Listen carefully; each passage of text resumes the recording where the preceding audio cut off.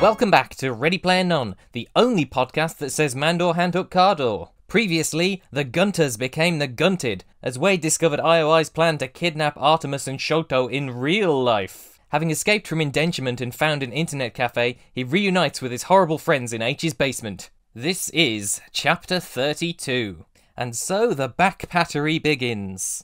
The other Gunters are pleased to see Wade, since they've had no contact with him for 8 days. You wouldn't know he's been through such a harrowing experience given all the braggadocio he has about it. First he makes sure that Artemis and Shoto are in safe locations. Shoto's in a manga cafe and Artemis is in the Vancouver airport. It was the first time I'd heard her voice in months. Wade, I want you to think about that sentence, because you're seriously unable to take a hint. He tells them, self-aggrandizingly, about how he infiltrated IOI. Shoto's in disbelief and H is impressed. Dude, you have balls of solid adamantium. Artemis is more skeptical, like the female character in a Two Gamers webcomic. She calls it a stupid risk, but Wade says it's the only plan he could come up with on short notice. Z, H said, grinning, you are one crazy son of a bitch. He walked over and gave me a high five. But that's why I love you, man. Artemis is a bit more sensible. Artemis scowled at me. Of course, when you found out they had secret files on each of us, you just couldn't resist looking at them, could you? Wade argues that he had to look at them to find out how much the Sixers knew. You would have done the same thing. She levelled a finger at me. No, I wouldn't have. I respect other people's privacy. I have started to dislike Artemis more and more in the intervening 20 chapters, but she is absolutely right about this. H interjects that without Wade snooping as usual, she might have died. He probably saved her life. Spoilers, but you'd think H would also be upset about the concept of breaching private information and discovering something secret about someone's identity. But more on that next week. She seemed to consider this. Fine, she said. Forget it. But I could tell she was still pissed off. Oh, females of the species, they never say what they mean. I didn't know what to say, so I kept ploughing forward. Wade sends a copy of the 10 zettabytes of Sixer data over to each of his friends, telling them it'd take months to sift through all the information they have on Halliday. So after this one paragraph about him telling them about Halliday's data, Artemis seems to forgive him. H is right, Artemis said, shaking her head. You are certifiably nuts. She hesitated for a second, then added, thanks for the warning, Z. I owe you one. Women, so flighty and changeable. Wait, is that more evidence for the Artemis Sixer spy theory? She only forgives him when he reveals how much information he has? Although if she was a Sixer, maybe she'd have access to it in the first place. Wade finds himself unable to say you're welcome. Shoto thanks him as well, and he finally manages to say, don't mention it, guys. H asks how close the Sixers are to clearing the third gate. The gang are agog when Wade grins and tells them they haven't even figured out how to open it. Artemis and Shoto stared at me in disbelief. H smiled wide, then began to bob his head and press his palms to the sky, as if dancing to some unheard rave track. Oh yes, he sang. I tried to pep up those oh yeses, but it doesn't really work in prose. It's tough not just reading the whole chapter. It's mostly dialogue rather than prose, so summarising it is a bit of a game. Artemis is in disbelief that Sorrento A has the key and B knows where the gate is, but is still unable to unlock it. Wade opens up a vid feed window containing an unregistered Hypercam 2 video of Sorrento in Castle Anorak. On Thonia. Yep, that's right, Thonia. I said it correctly. And I'll tell you for why. When I pronounced the planet Arcade as Archide, I was demonstrating a complete unwillingness to engage with Ernest Cline's made-up words. And I assumed Thonia, or some might say Cathonia, was one of them. Or maybe it was from some sci-fi film I'd never heard of. But it turns out it's a real word in ancient Greek. Chthonic, or chthonic, means subterranean in the sense of the underworld. And Thonia could also refer to a number of princesses in Greek mythology, or an epithet for Demeter, or a name for the island of Crete. It's a real word that's out there.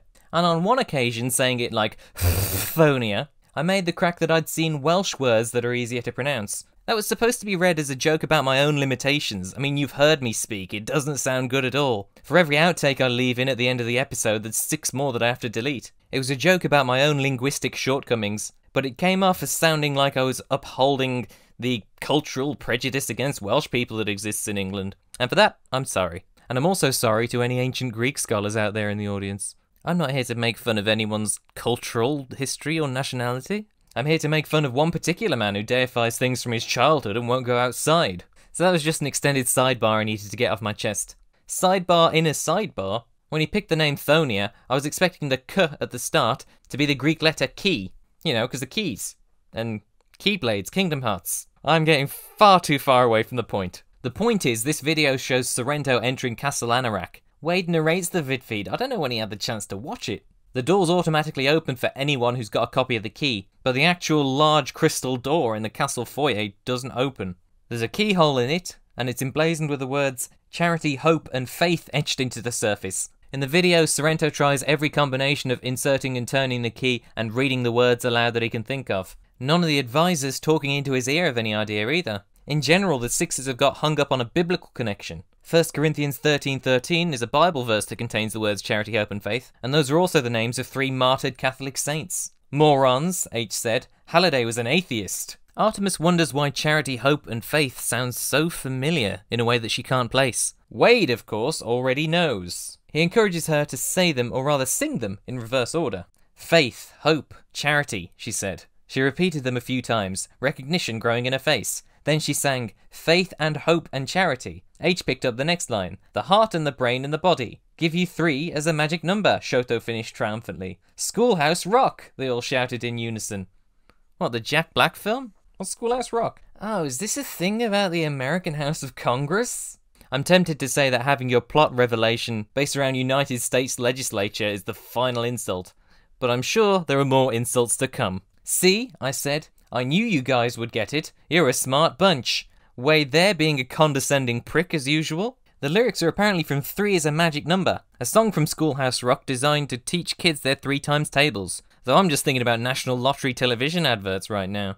If 3 is indeed the number of keys they need to unlock the gate, well, they've got 4 of them, so all they need to do is to get 3 of them in there. Artemis isn't sure if they can all enter the gate at the same time, given Halliday's history of toying with them. Maybe because he wanted to force us to work together? I suggested. But H thinks Halliday wanted a big grand finale. Think about it. If the 3 avatars enter the 3rd gate at the exact same moment, then it becomes a race to see who can clear the gate and reach the egg first. The Sixers have dozens of copies of the crystal key, so it's only a matter of time before they make the Schoolhouse Rock connection and find out how to open the gate.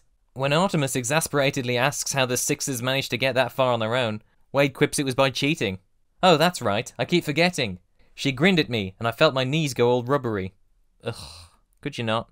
With the clock ticking, Shoto is keen to besiege the castle. H is sure that Wade has a plan, because apparently they just delegate leadership to him now. Of course Wade has a plan. He shows them a hologram of the castle with the Orb of Osivok's shield around it. This shield is going to drop on its own at noon on Monday, about 36 hours from now. Artemis is skeptical that a shield could just drop on its own, but Wade assures her he's covered it. Presumably this is the thing that he ordered last episode to show up in the Oasis in 2 days' time. The very specific item, whatever that is. Wade just asks them to trust him. Artemis isn't sure, but H is, though he does say they're going to need a lot of help. And who, exactly, are we going to convince to help us wage war against the entire Sixer army? H asked. Everyone, I said. Every single Gunter on the grid. He shows them that open letter he started drafting, also in the last chapter. And the letter is thus. Fellow Gunters, it is a dark day. After years of deception, exploitation, and knavery, the Sixers have finally managed to buy and cheat their way to the entrance of the 3rd gate. As you know, IOI has barricaded Castle Anorak in an attempt to prevent anyone else from reaching the egg. We've also learned that they've used illegal methods to uncover the identities of Gunters they consider a threat with the intention of abducting and murdering them. If Gunters around the world don't join forces to stop the Sixers, they will reach the egg and win the contest, and then the Oasis will fall under IOI's imperialist rule. The time is now. Our assault on the Sixer army will begin tomorrow at noon OST. Join us! Sincerely, H, Artemis, Parzival, and Shoto.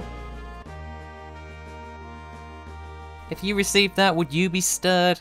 It's very lacking as a supposed grand call to arms. Knavery? Artemis said after she'd finished reading it. Were you using a thesaurus when you wrote this?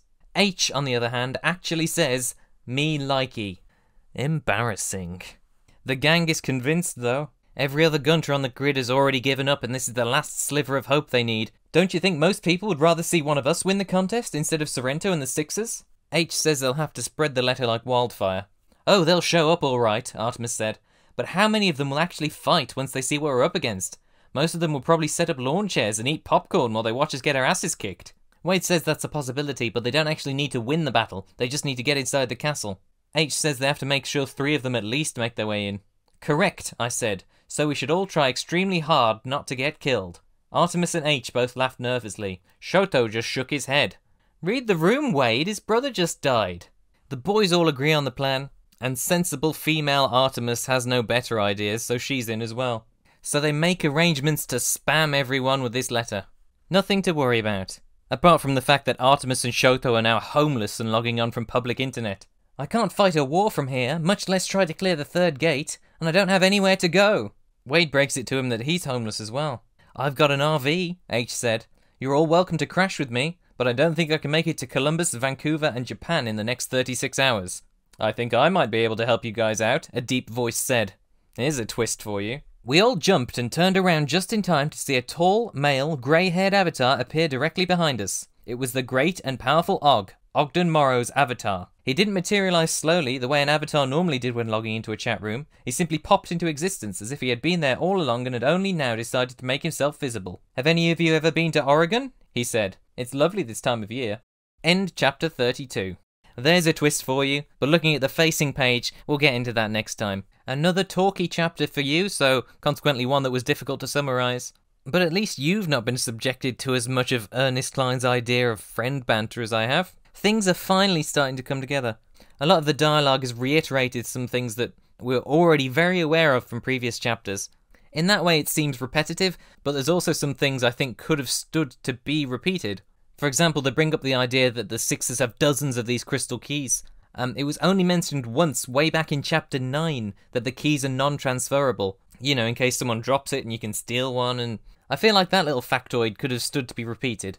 In the end, though, this is a chapter where characters repeat information back to each other. Wade has every eventuality covered, and all the other characters congratulate him for it, apart from the stereotypically sensible, down-to-earth gamer girl. And someone in-universe got to criticise Wade for his gross invasions of privacy, something I've been ragging on him about for ages. But her indignation lasts all of a paragraph and a half. The recently bereaved Shoto even bristles at a joke about them dying, and it's just brushed off. Wade can do no wrong, and I've had enough of hearing about it. If you want to hear more from someone who really can do no wrong, you can follow me on Twitter, @TheLastGherkin, or follow the show on Twitter, @RPN_pod. Watch with subtitles on YouTube, The Last Gherkin, and the Podbean is definitely out of commission by now, but I'll try and do some big zip file download in 8 weeks' time. Join us next time, where we'll have much to discuss. We are indeed in the end game now, and soon it'll all be over, and I'll never have to think about Ernest Cline ever again. What do you mean he wrote a sequel?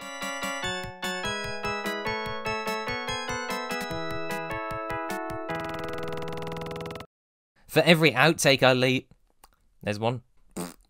With the clock ticking... Every other gunter on the grid has already given up, and this is the last slither of hope they need. I'm going to look up, see if it's slither or sliver.